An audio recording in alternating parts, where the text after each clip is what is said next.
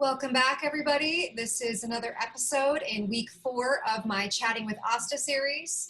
I am constantly seeking ways to talk to the different people in my life and use them as both inspirational and informational resources. Today, I am joined by Max Marcellus. And if you enjoyed this episode and any other episodes in the series, don't forget to thumbs up, comment, and subscribe to the channel, and also share, because sharing is caring. Anyway, today is Max's day, and Max has worked with me on my directorial debut short film. Your background is actually from one of our main scenes, and he's worked with us at Abandoned House Productions on The Shadow Scarf, as well as worked with my husband on Under InspeKtion and so much more. Welcome to the show, Max. So happy to have you here. Thanks, Asta. I really appreciate it. I was a little surprised when you asked me after I commented, but it was a pleasant surprise, of course. So that was fun. I normally don't do like interviews or anything. I just kind of like do my thing in the background.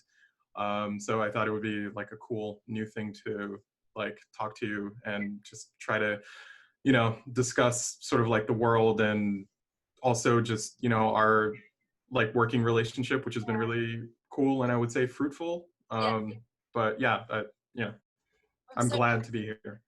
I'm so happy you're here. And of course I asked you, I was so like touched. Max has actually been watching this show, and on an episode last week with my friend Dalen Lane, he commented because we were discussing like how, in the industry, we're all trying to be multi-hyphenates right now in order to get content made to survive. And so you had commented on that, and I reached out because I consider you a resource, and I thought, well, you know what? I know you're kind of a shy guy sometimes, and a lot of the way that Max and I communicate is very much like, it's very like ESP related. We're very like, yeah, you're really good at picking up on my sentence fragments, which I appreciate. I don't say that to just hype you up, but there were definitely a few times I remember when we were shooting when we were shooting Silent Touch, where The Slightest Touch. I don't know why I did that. Where we were shooting The Slightest Touch, where I thought, oh, I'm gonna have to try to over-explain this in order to get it across, but like I was like, hey Asta, this is what's happening, we need to do X because of Y, and you were like, okay, that sounds totally reasonable, I trust you. And I'm like, ooh, thank you, I appreciate that. Well, it was great working on that short. So for those of you that don't know, Max came in and stepped in, worked with me on The Slightest Touch, which was the first time that I ever stepped into the role as a filmmaker, producing. I also wrote and directed. And it was a very tumultuous time. It was the 2016 election was coming up. Nobody was really helping me out in the filmmaking community as far as just like allyship in general, wanting to discuss post-traumatic stress as a subject. And I had someone who had to back out, and my husband Clay had worked with you on Under InspeKtion. And we started talking, and we were already friends from that experience. And anyway, Max, you jumped in and you showed how we could make a highly sensorial film, like with little to nothing except for guts, because yeah. I was a huge fan of I took a photo of this. I think this was actually from the day we went out to do our our location scouting, and that was dope. But I wanted to go with this with this photo because in the vein of what you were saying, as far as like taking what is a low budget and trying to like really push it to create art, I remember we were having that issue with the lighting coming off of the water and like coming from the city. We needed the shot to be like in a specific direction, and our main actor Carbone. I can't. Angela. Angela. There we go. She was having an issue. There was an issue where she was like really badly backlit, and I was frustrated. We were all frustrated, but we like took a second. We took a breath to just like, okay, what did we bring with us? And I just had, you know, because we had, it was like the park was still live. Yeah. So we kind of had to go in and go out, and I had brought these reflectors just in case, because you know, anything can happen. And yeah, the reflectors came in clutch, and that ended up being one of my favorite shots from the entire thing. Like I think your first poster mock-up, you used it. It was really beautiful. And I remember, you know, and I feel like when we were working together, and especially in those situations, the way that we thrive is in trying to create art in those situations that you can't really plan for. Like we had planned everything out, and we thought we knew what we were walking into, but then when you're on set the day of, it's like, if we had forgotten those reflectors, then we would have been asked out. We would have lost the entire day, or at least for that shot. Yeah, and it was tricky too, because you and I both discussed at length the importance of, one, knowing the rules, knowing the laws, but then also knowing when to break them, right? Like, or how to break them without actually breaking them. Like, people thought that Angela had a selfie stick attached to her body, and they didn't understand that it was a snorri cam rig and that she was actively filming a movie, but we technically didn't put down sticks, and we never like diverted traffic. Like, we just always politely made sure that people that weren't supposed to be in the shot weren't in the shot. We just like found openings, and like that whole theme is something I find so prevalent in the work that I've done with you and the work that I've seen of yours, is like finding openings, finding ways to fit into perceived problems. You like make them into solutions, because we like shot on a subway, we shot on the streets of New York, all that stuff. And how, I mean, like you kept such a calm demeanor through the whole thing that like I never questioned it. I like to think that I strive, I do really well in chaos when it, like, I think the way I sold myself at one point was, you know, that I'm there to fix the problems that, you know, people can't sort of like, or we don't think about ahead of time. So it kind of requires a level head. I remember we had a few different, we had a few different subway options, but because I had done a lot of work in Long Island City, I knew that Court Square subway was one that was pretty low traffic during the day. And also it's the end of a line, which means we can always get on the train. Like at the end, there won't be that many people on it, and then we can get back on and take it back to stop. And that being that being one of those, like, you know, sort of brilliant production moments where we went in, and I remember at the end of that day, I think we ended that day at like 3-4 o'clock, and you were like, wait, we're done for the day. Which was great, because you expect everything to blow up and go wrong. But I think another thing, and you know, I did want to like point this out, at least as far as working with you on the Slightest Touch was concerned, that was probably my best director DP collaboration that I can think of, because I think you knew, like, you had your vision, and even if we disagreed on stuff, like I felt totally comfortable. Like I, you know, as a DP, it can be kind of frustrating sometimes because you're thinking about certain things and you don't always know if the director is like thinking about those same things. But at the end of the day, it's down to their sort of like say what you do. But I didn't really experience that frustration working with you, because I think you had a very good sort of rapport with everyone on the crew, just making sure that people felt creatively heard and fulfilled, even though what you were trying to do was, you know, get your vision to move forward. So I think you definitely deserve I deserve your props for that. Like it was one of the better, you know, like even before just talking equipment and stuff, like I cherish my equipment, I take care of it, and you like proactively came to me with like insurance papers, and I was like, wow, thank you. I appreciate. I felt very well taken care of. Max, and It that's was so typical Max. He's like one of the sweetest people I know, but also like I was very lucky because I really wanted to tell that story, and I had so many delays in the production because of so many different things.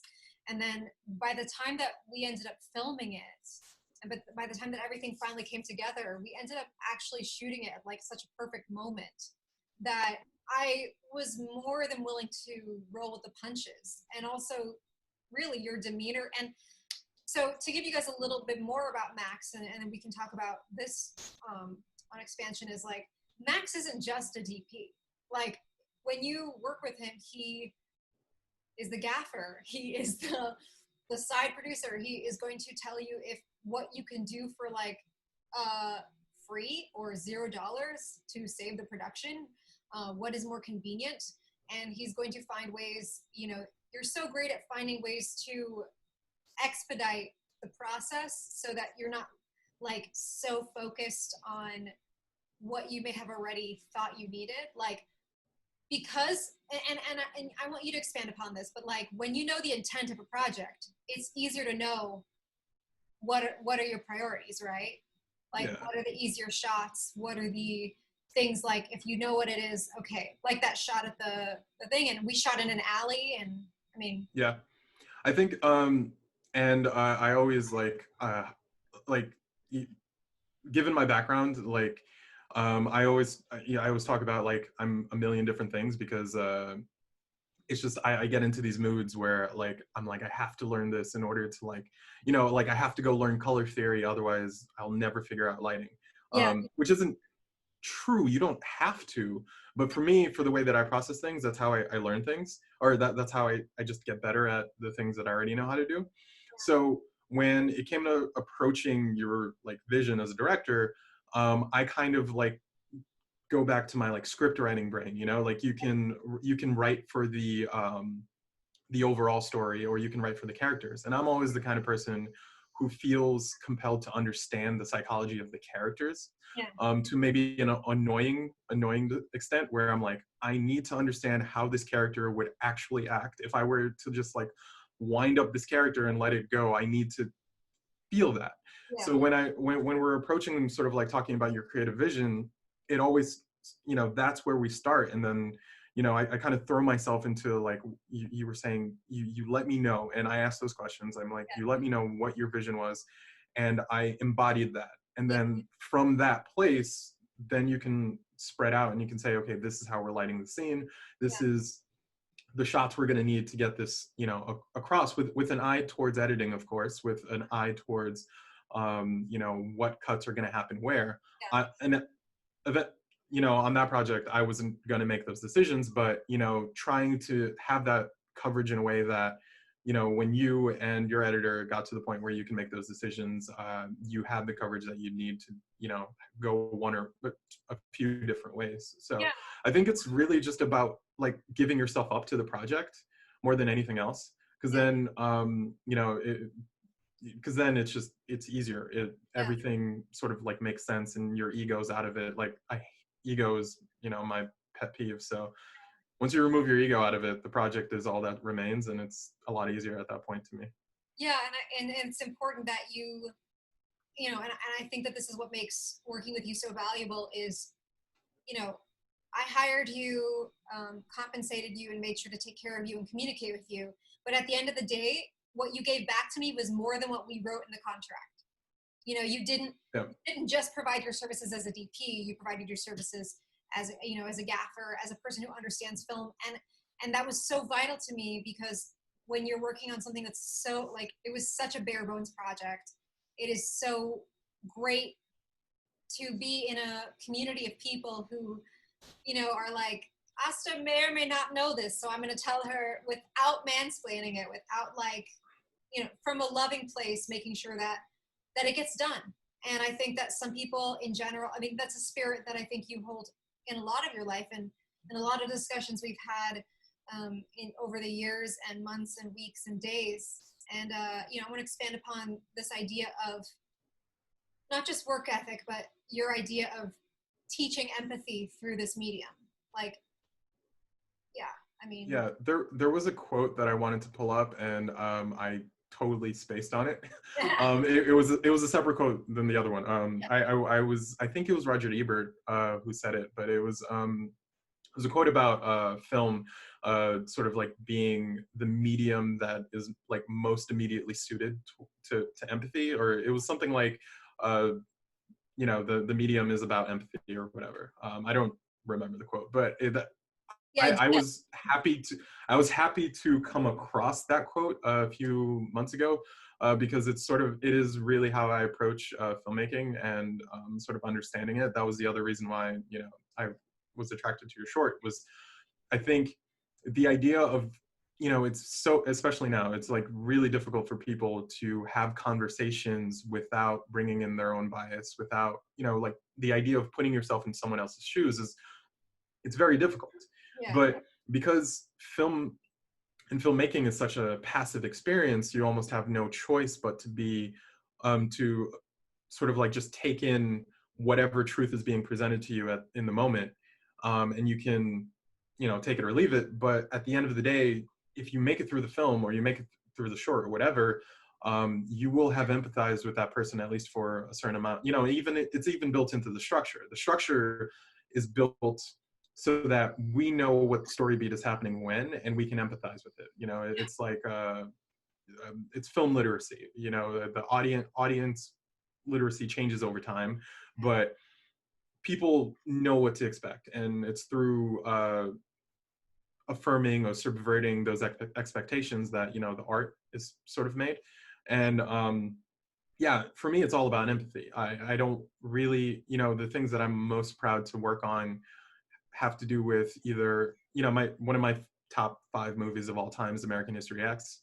I just caught it on a whim, and it hit like this perfect intersection for me, because I've always been influenced by the romantic painters and the Baroque painters, and the cinematography in that film, if you look at, is like super high contrast. Every still of that film is like just a perfect sort of like Baroque piece. And I love that about it. And then also the message of it, the idea that you can, your protagonist in a lot of ways is not in a lot of ways, your protagonist is a neo-Nazi. And that film is aged very well. If you take like Derek Vineyard's speech outside the grocery store right before he attacks it, if you take that and you were to put it over some radical conservatives Facebook page or, you know, Twitter handle, not naming any names, you wouldn't be able to tell the difference, because he hits all the same point. And this movie was what, 99? He hits all the same points about people take their jobs being taken away.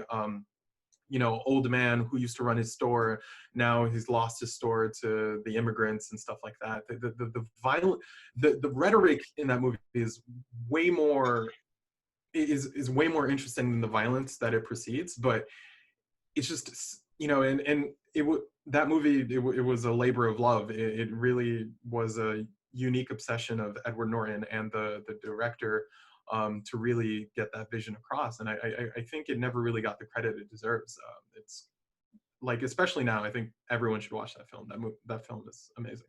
It's interesting that even you like seek to find this like, and by saying even you, I'm saying like you as a Black African American man, in like, you are this person, right?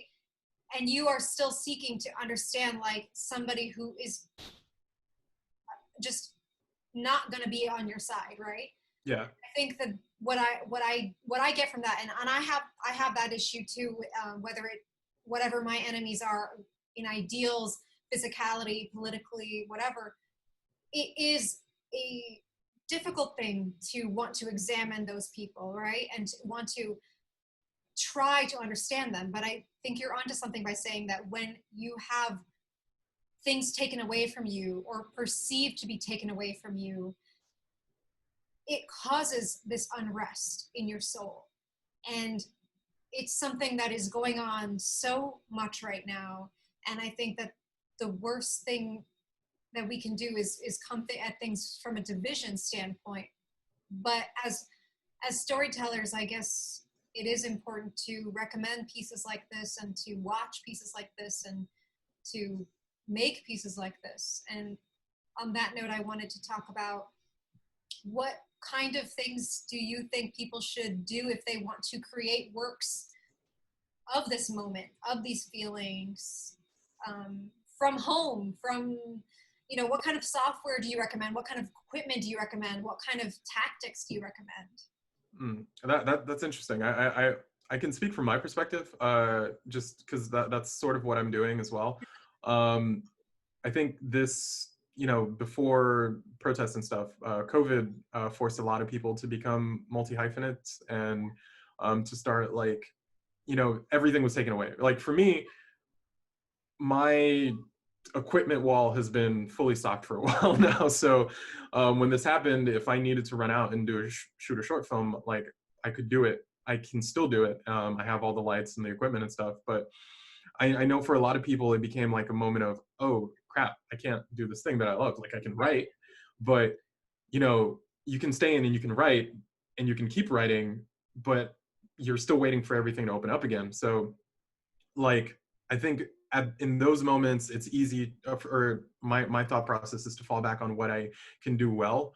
You know, when I was studying photography, one of my favorite projects that was assigned to me was the Something or Nothing project that my professor had, where essentially you had to you had to go out into an environment and turn things that are not anything that you could just walk by, you know, you're just not paying attention to, and make it interesting visually. Yeah. And I think with where COVID presents a different challenge is, if you've been inside this box as far as what you can do as a filmmaker, now you can start to think about what's outside the box. I was, again, from my perspective, I was already thinking outside of like certain boxes. Like I wanted to do, like, I wanted to do two VR projects, and then have those be sort of like the foundation, like VR shorts, to have those be as a foundation for a script that I wanted to pitch. And it's not to say they exist specifically to pitch a script. They exist as a sort of like vertical artistic moment.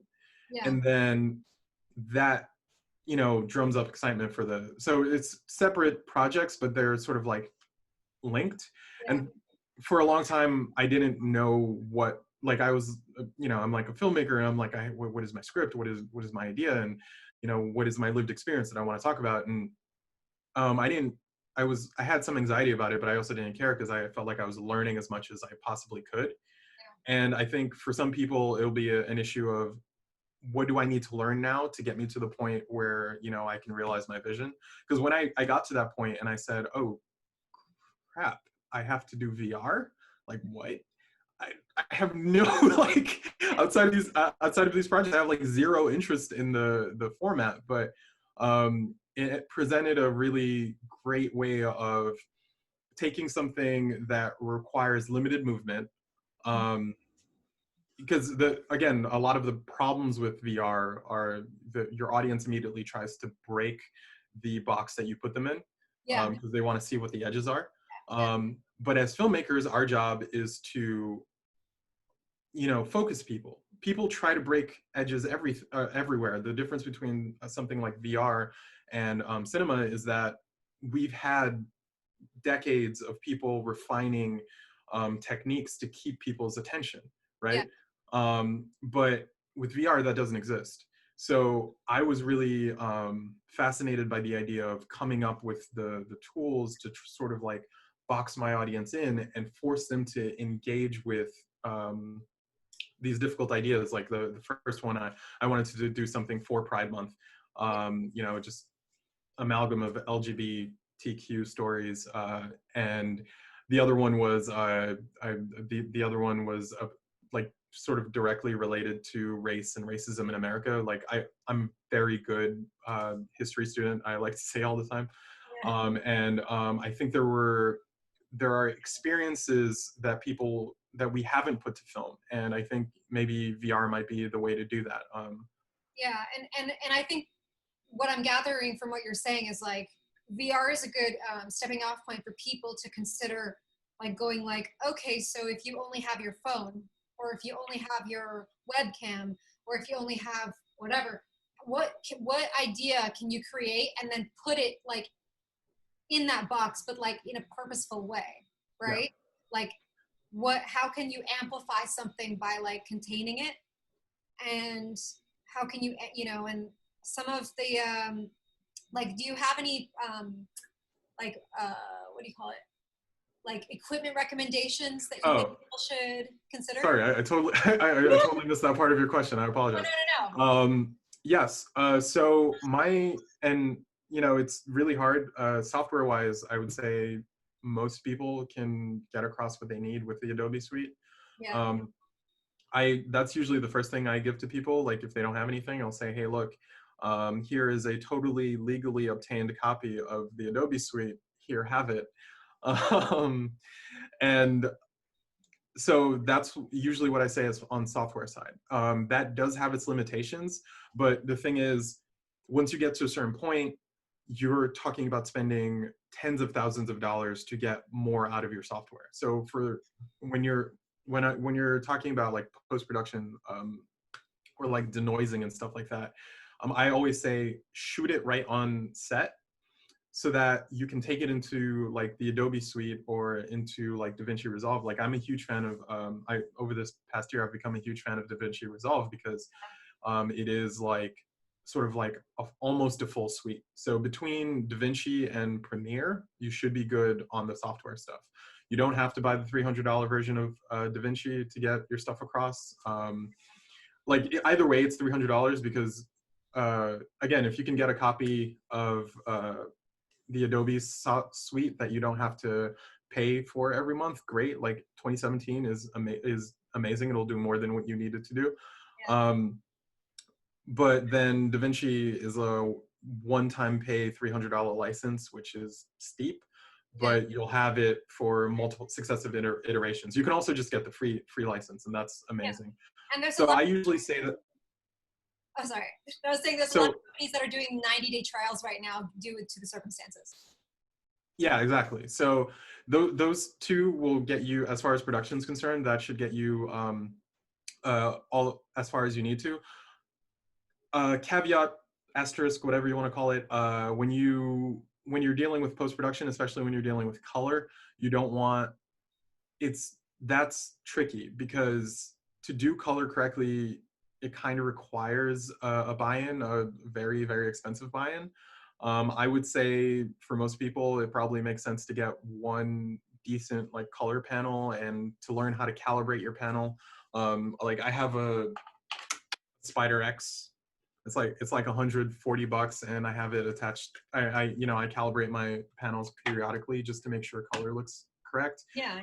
But at the end of the day, like a really accurate color monitor runs upwards of like at least 10,000. Like the ones we use at work, like the cheapo ones are like 6,000, and then like the really, really good ones are like $30,000. And you're just like, oh, okay, this is the golf, right? This is the golf. But there's so much that you can do without using that expensive equipment. And I've tried to live in that space, as you know.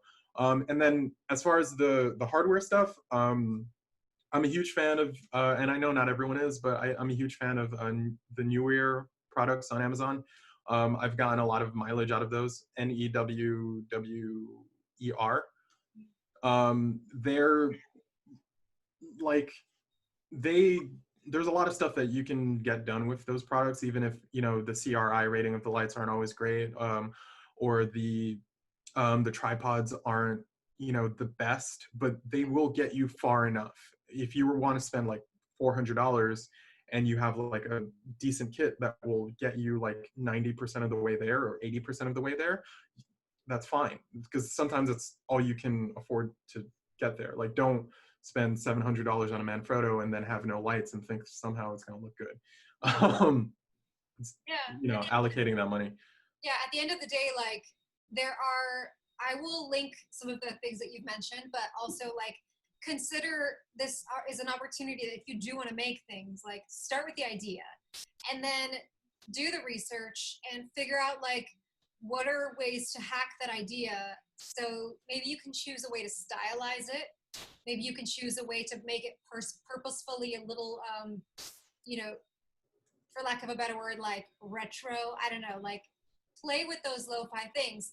And there are options and post-production services that you can use and software you can use that can punch things up. But it's always good to learn, because as I've learned working with you, the best way to learn is through immersion. The best way to learn is, like, by being presented with problems so that you can learn solutions. And the best way is to also communicate, ask for help, talk to people that you may or may not be surprised have a knowledge on this kind of thing. And on that note, I wanted to ask you my question I ask all my guests. What message would you like me to impart on the universe on your behalf? Yeah, I was waiting for this one. I had a quote ready. In the spirit of empathy, I had one of my favorite pieces of writings has always been MLK's letter from a Birmingham jail. And there's a quote in there that just always resonates with me. So I'll read that one. It's kind of long, but I'll do it anyway. We'll see what we can get from it that I can repeat. Okay. I have tried to make clear that it is wrong to use immoral means to attain moral ends. But now I must affirm that it is just as wrong, or perhaps even more so, to use moral means to preserve immoral ends. That's it. Well, that wasn't long. That was perfectly said. And it's, yeah, we live in uncertain times on many levels, and I'm so glad that I have people like you in my life that seek to teach understanding in any means necessary.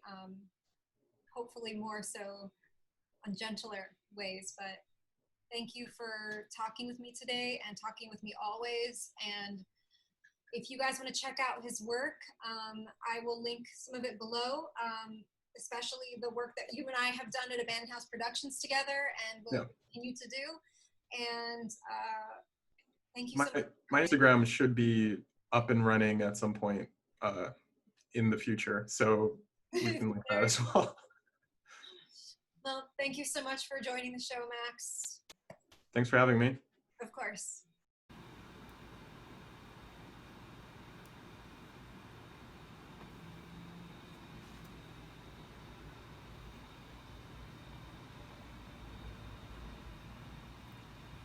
I have tried to make clear that it is wrong to use immoral means to attain moral ends.